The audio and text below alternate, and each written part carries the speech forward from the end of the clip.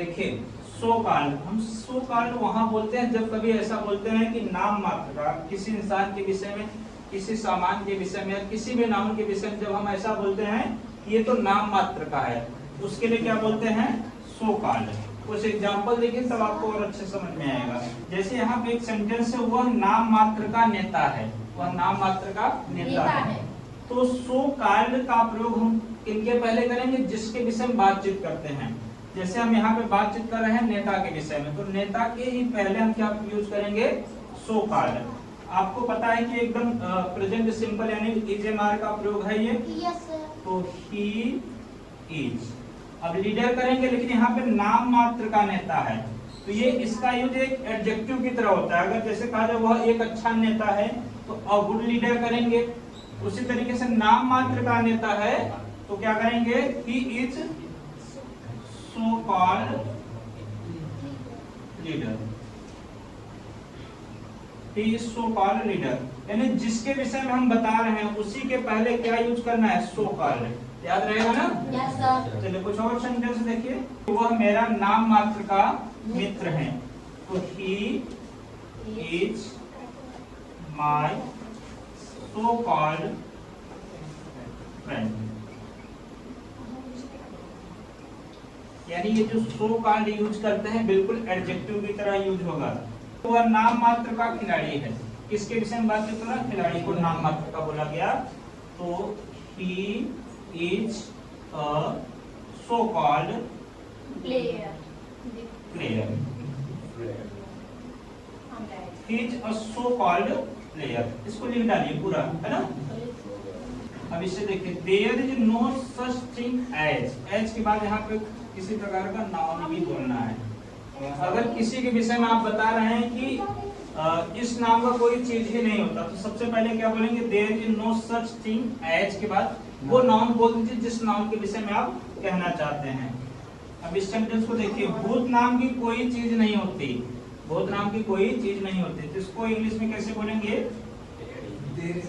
There is no such thing as ghost. Ghost means होता है भूत। घोस्ट मीन्स क्या होता है? भूत। अब इस सेंटेंस को देखिए, भाग्य नाम का कोई चीज नहीं होती। भाग्य, इसको बोल रहे हैं भाग्य को, तो क्या बोलेंगे? There is no such thing as luck.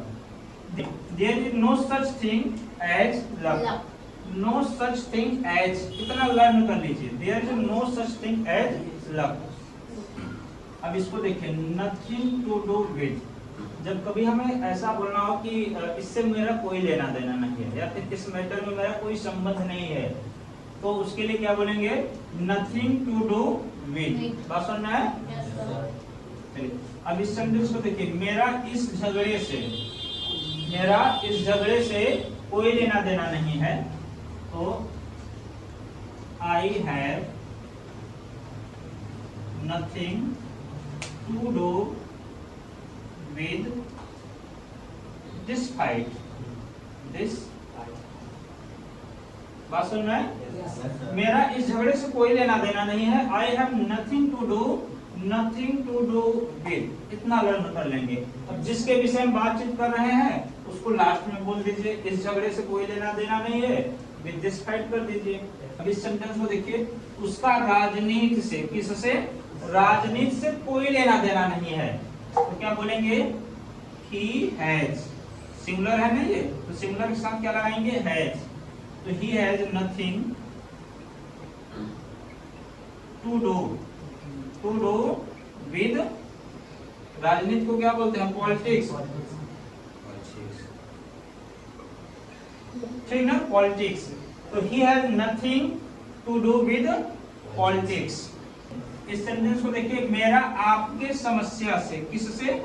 मेरा आपके समस्या से कोई लेना देना नहीं है, तो आई हैव नथिंग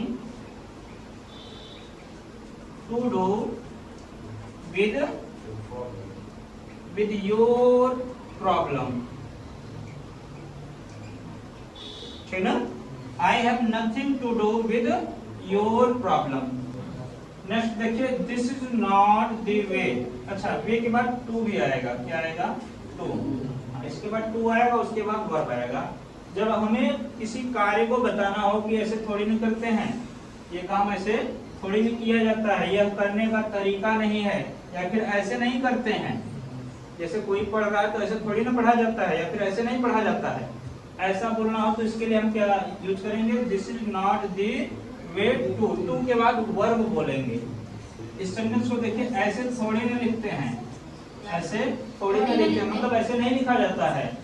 तो this is not the way, उसके बाद टू, टू के बाद verb, to write. This is not the way to write. इस सेंटेंस को देखिए, सेम सेंटेंस है, यह पढ़ने का तरीका नहीं है। ऐसे बोलिए, या फिर ऐसे थोड़ी ना पढ़ते हैं, ऐसे थोड़ी ना पढ़ा जाता है, ऐसा बोलना हो तो this is not the way to study. हाँ, रीड भी कर सकते हैं, this is not the way to study. ऐसे थोड़ी ना पढ़ते हैं, ऐसे थोड़ी ना पढ़ा जाता है, ऐसे नहीं बोलते हैं। इस सेंटेंस को ऐसे नहीं बोलते हैं, तो this is not the way to speak, Yes, sir. To speak.